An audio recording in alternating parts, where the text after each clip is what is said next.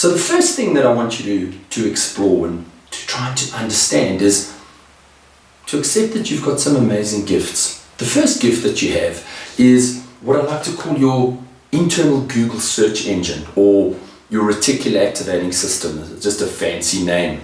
We can refer to it as your RAS as we go on. Your RAS is basically, it's a neural net of nerves just here at the base of your spine. And what it does is it basically filters out all the stuff that you don't need and only delivers the stuff to your brain that you do. Let me give you an example. Our brains or our bodies are bombarded with billions of bits of information per second. And I mean, if your brain had to try and process all of that stuff, you'd go insane, right? So in order to keep you sane and to allow your brain to do what it needs to do, what your reticular activating system does is it filters out about 2,000 bits of information per second so that your brain can process that successfully. Now, let's put that into perspective. What programs your reticular activating system? I mean, what is it actually, or how does it actually work? It's actually a lot simpler than you think. A reticular activating system basically gives you the things that you focus on. So let's say, for example, you decide to buy a new motor car. The moment you make the choice and you go, well, hell, I'd like to buy myself a 5 Series BMW. It's like magic. All of a sudden, everywhere you look, it just seems like everybody's bought 5 Series BMWs. When in reality, what's really happened is your reticular activating system is filtering out everything else and only focusing on that specific brand of car. So the question you want to be asking is should you be allowing circumstances to program your reticular activating system? Or should you take control and actually say, well, hang on a second, I'm in charge of my life. I'm going to program my reticular activating system. Well, the question you want to ask is how?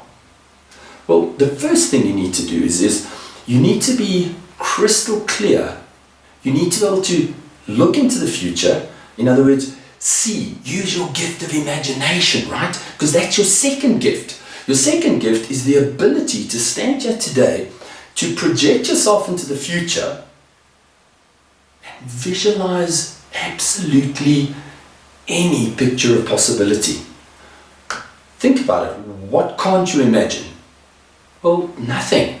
So allow yourself to stand today and to project yourself into the future and say, what I want to have, what I want to do, what I want to be, what is possible for me to achieve. And then bring that picture of possibility.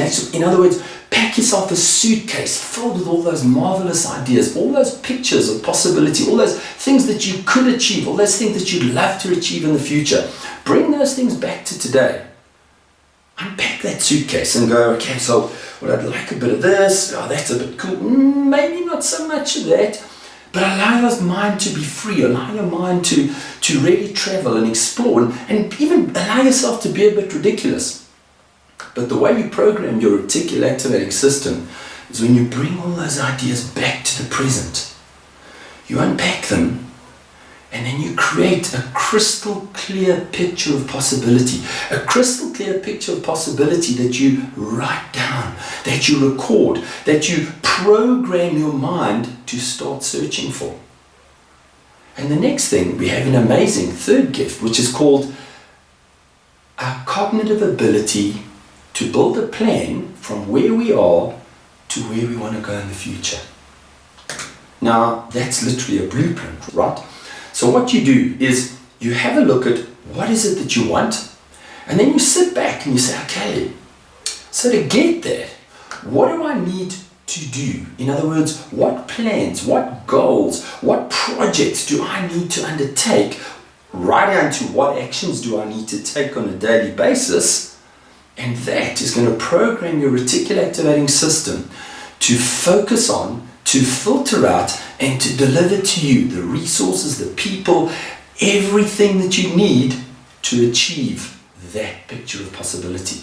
So effectively what you've done is you've created a vision for the future, You've converted that vision or picture of possibility into goals, projects, actions that you're going to take.